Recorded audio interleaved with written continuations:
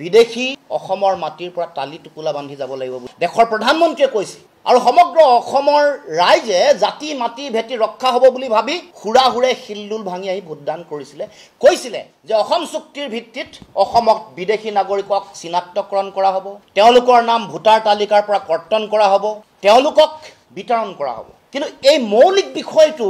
তেওঁলোকে একেবাৰে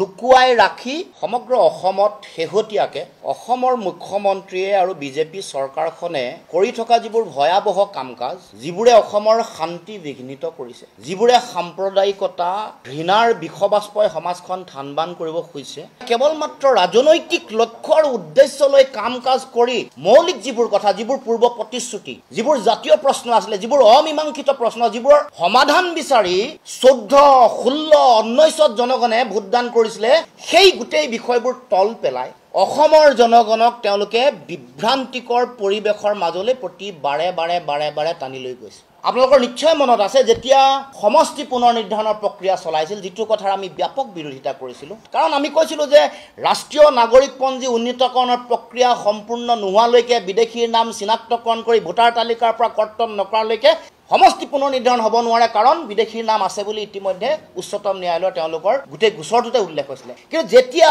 সমষ্টি পুনৰ নিৰ্ধাৰণৰ প্ৰক্ৰিয়া যেতিয়া আৰম্ভ হ'ল সম্পন্ন হ'ল মুখ্যমন্ত্ৰীয়ে কি কৈছিলে যে অসমৰ জনগণ আজিৰ পৰা সুৰক্ষিত এই কথা তাৰমানে 2024 চনৰ লোকসভা নিৰ্বাচনৰ কাৰণে জনগণক সংকট মোচন কৰাৰ টুপ এটা দিলে এতিয়া আকৌ নতুনকৈ সংকট মোচনৰ এটা ভুল এটাত ব্যাখ্যা দিবলৈ মানুহৰ মাজলৈ গৈ আছে আমিতো আগৰ পৰাই কৈ আহিছোঁ যে যিসকলে বেদখল কৰিছে চৰকাৰী মাটি অভয়াৰণ্য বনাঞ্চল পিজিআৰ ভিজিআৰ জলাশয় জনজাতীয় আবেষ্টনী এইবোৰত উচ্ছেদ কৰিবৰ কাৰণে বিজেপি চৰকাৰৰ যোৱা 9.5 বছৰে সময় নোলালে সৰ্বানন্দ সোণোৱালৰ 5 বছৰ আৰু হিমন্ত বিশ্ব শৰ্মাৰ 4.5 বছৰ এতিয়া যেতিয়া তেওঁলোকে মাটি আম্বানী আৰু আদানীক দিবলৈ ষড়যন্ত্ৰ আৰম্ভ কৰিলে ৰামদেৱক ইতিমধ্যে দিলেই যিবোৰৰ কথাৰ প্ৰতিবাদ হ'ল ৰাভা বড়ো কাৰ্বি ডিমাচা খিলঞ্জীয়া জনগণে আদিবাসী সকলোৱে 55,000 বিঘা মাটি দিবলৈ কৰা ষড়যন্ত্ৰৰ 49 বিঘাৰ জনজাতীয় মানুহৰ মাটি দিয়াৰ বিৰুদ্ধে যেতিয়া সংগ্ৰাম দৃঢ় আৰু শক্তিশালী হৈ উঠিলে খিলঞ্জীয়া বিৰোধী চৰকাৰখনৰ চৰিত্ৰ যেতিয়া উদঙাই উঠিলে তেতিয়া চৰকাৰে মুখ্যমন্ত্ৰীয়ে এই গোটেই বিষয়টোকে ৰাজনৈতিক উদ্দেশ্যত ব্যৱহাৰ কৰিবৰ কাৰণে য'ত মুছলমান মানুহ বহি আছিলে যিবোৰ জেগা বেদখল হৈ আছিলে সেইবোৰ উচ্ছেদ কৰি তেওঁ মানুহৰ মাজত এটা এনেকুৱা এটা বাৰ্তা দিব খুজিছে যে তেওঁ অসমৰ জাতীয় জীৱনৰ সংকট মোচন কৰিবলৈ ওলাইছে 2016 চনতো কাজিৰঙাত বিদেশী বুলি কৈ উচ্ছেদ কৰিলে কি কৰিলে উচ্ছেদিতসকলক 14,72,00,000 টকা দিলে আৰু মাটিও দিলে তাৰ পাছত গৰুখুটিত যেতিয়া উচ্ছেদ কৰিলে 2047টা পৰিয়াল 1 বিঘাকে দিলে ক'ত দিলে দলগাঁৱত দিলে জনামতে প্ৰধানমন্ত্ৰীক আবাস যোজনাৰ ঘৰ বনাই দিছে তেওঁলোকক ধুবুৰীত এতিয়া জাক উচ্ছেদ কৰা হৈছে তেওঁলোককো 50,000কে টকা দিব আৰু তেওঁলোকক মাটি দিয়াৰো প্ৰতিশ্ৰুতি ইতিমধ্যে দিছে তাৰ মানে এইটো এটা সেন্সেশন মানুহৰ মাজত এটা সাম্প্ৰদায়িক পৰিৱেশ সৃষ্টি কৰি ৰাজনৈতিক বৈতৰণি পাৰ হ'বৰ কাৰণে চিন্তা চৰ্চা কৰিছে বিদেশীক যদি উচ্ছেদ কৰিছে বিদেশীক কৰায়ত্ব কৰিব লাগে ডিটেনশন কেম্পত ৰাখিব লাগে তেওঁলোকক ইয়াৰ পৰা বিতৰণ কৰিব লাগে ভোটাৰ তালিকাৰ পৰা নাম কৰ্তন কৰিব লাগে কিন্তু এই যে ইয়াত উচ্ছেদ কৰি বেলেগত মাটি দিছে বেলেগত উচ্ছেদ কৰি বেলেগত মাটি মানুহৰ মাজত যিটো সাম্প্ৰদায়িক পৰিৱেশ সৃষ্টি কৰিছে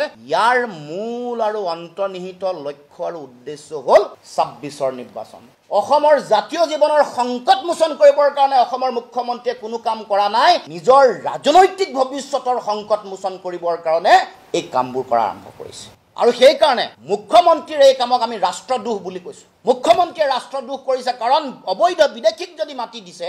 অবৈধ বিদেশীক যদি টকা পইচা দিছে তেতিয়াহ'লে ৰাষ্ট্ৰদ্ৰোহ কৰিছে দেশৰ প্ৰধানমন্ত্ৰীয়ে অসমৰ মুখ্যমন্ত্ৰীৰ বিৰুদ্ধে শক্তিশালী ব্যৱস্থা গ্ৰহণ কৰিব লাগে এইটো আমাৰ স্পষ্ট দাবী উন্মাদ হৈ পৰিছে অসমৰ মুখ্যমন্ত্ৰী যেনে তেনে যিকোনো প্ৰকাৰে 26ত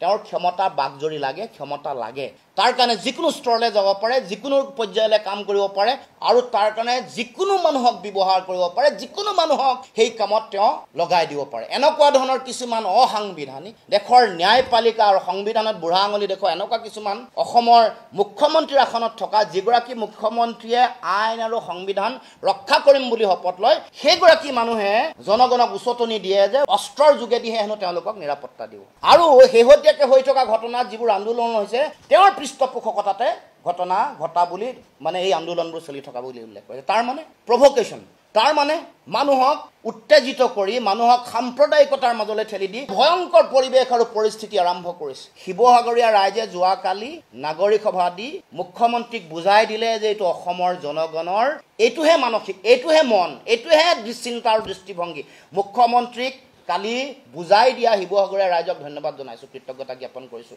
অন্তত ইমান কুটিল ষড়যন্ত্ৰকো শিৱসাগৰীয়া ৰাইজে উফৰাই দিলে বুজাই দিলে যে অসমৰ জনগণ বিদেশীৰ বিৰুদ্ধে আছে এতিয়া শেহতীয়াকৈ এই গোটেই এটা ভয়ংকৰ সাম্প্ৰদায়িক পৰিৱেশ সৃষ্টি কৰি তেওঁলোকে কাৰ যোগেদি নাগৰিকত্ব দিয়াৰ যিটো ব্যৱস্থা সেইটো কাৰ্যকৰী কৰিবৰ কাৰণে যিসকল মানুহৰ ডিবুটাৰ কেছ চলি আছে 2014 চনৰ 31 ডিচেম্বৰলৈকে তেওঁলোকৰ পৰা গোচৰ প্ৰত্যাহাৰ কৰিবৰ কাৰণে বা 2014 চনৰ 31 ডিচেম্বৰলৈকে থকা যিসকল বিদেশী তেওঁলোকৰ নাম অন্তৰ্ভুক্ত কৰিবৰ কাৰণে চৰকাৰৰ যিখন জাননী এইখনে এই নিৰ্দেশনাই পুনৰ প্ৰমাণ কৰিছে যে অসমত আৰু 43 বছৰ বিদেশীৰ বোজা দিবৰ কাৰণে তেওঁলোকে যিখন আইন আনিলে যিখনৰ যোগেদি আমাৰ ভাষা কৃষ্টি সংস্কৃতি নিশেষ কৰা ৰাজনৈতিক ভৱিষ্যত ধ্বংসৰ মুখলৈ ঠেলি দিয়া আমাৰ মাটি ভেটি লৈ বিদেশীক দিয়াৰ যিটো ষড়যন্ত্ৰ ইয়াক কাৰ্যকৰী কৰিবৰ কাৰণে মুখ্যমন্ত্ৰীয়ে এই কাম কাজ কৰি আচলতে আমাৰ অসমৰ মানুহক সংকটৰ মাজলৈ ঠেলি দিছে সংকট মোচন কৰাৰ যদি দায়িত্ব আছিলে মুখ্যমন্ত্ৰীয়ে তেতিয়া বিজেপি চৰকাৰে যোৱা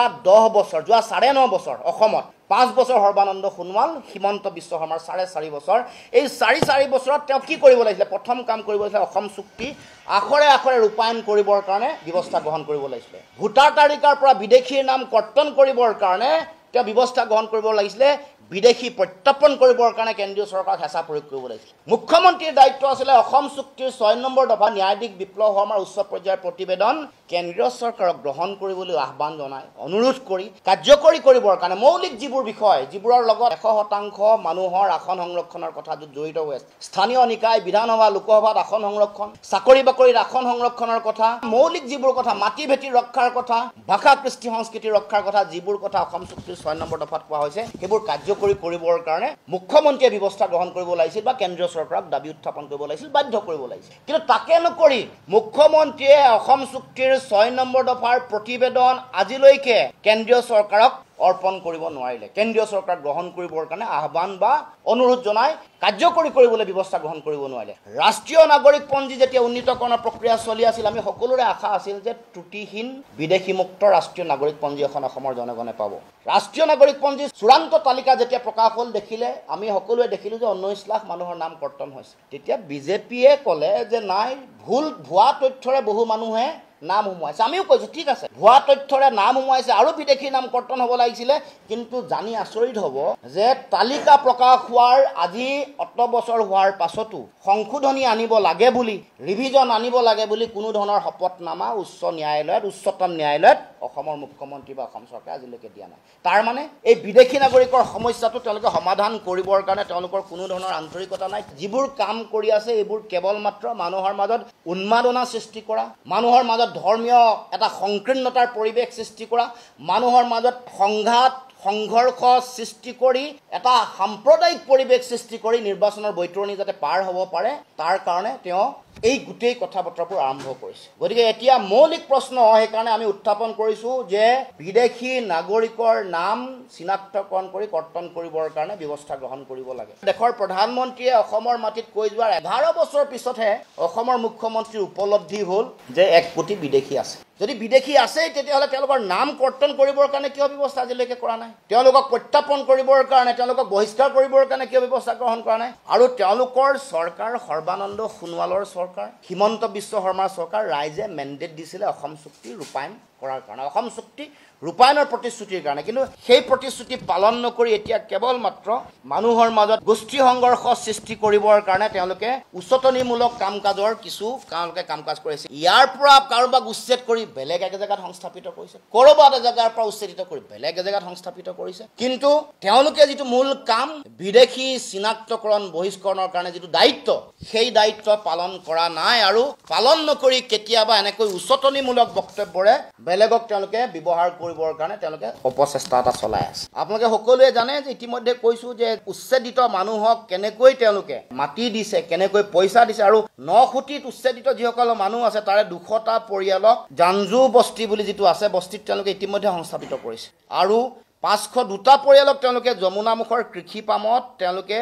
ইতিমধ্যে মাটি দিবলৈ বিচাৰিছিলে তেওঁলোকে গ্ৰহণ কৰা নাই তাৰ মানে এই যে বিদেশী বিদেশী বিদেশী বুলি কৈ তেওঁলোকে যি মানুহৰ মাজত সাম্প্ৰদায়িক পৰিৱেশ এটা সৃষ্টি কৰিছে সেইবোৰৰ মূল কথাটো যাতে অসমৰ জনগণে যাতে উপলব্ধি কৰে সকলোৱে যাতে অনুধাৱন কৰে তাৰ কাৰণে আজি এই সংবাদমেল এই বিষয়বোৰ অসমৰ জনগণে জনা বিষয় এই বিষয়বোৰ তেওঁলোকে যে কোনো কাম কাজ কৰা নাই এইবোৰো জনা বিষয় গতিকে আমি এই গোটেই কথাবোৰ মানুহৰ মাজত পুনৰ ৰাইজক জনাবৰ কাৰণে এই কথাকেইটা আমি উত্থাপন কৰিছো মুখ্যমন্ত্ৰীৰ ভয়াৱহ যিটো ৰাজনৈতিক এজেণ্ডা সেই এজেণ্ডাত যাতে কোনেও ভৰি নিদিয়ে মৌলিক যিটো বিষয় সেই বিষয়টোক লৈ যাতে আগন্তুক দিনসমূহত অসমৰ ৰাইজ সকলো জাতীয় জনগোষ্ঠীয় দল সংগঠন বিৰোধী ৰাজনৈতিক দল সকলোৱে যাতে আগবাঢ়ি যায় তাৰ কাৰণে সকলোকে আহ্বান জনাইছো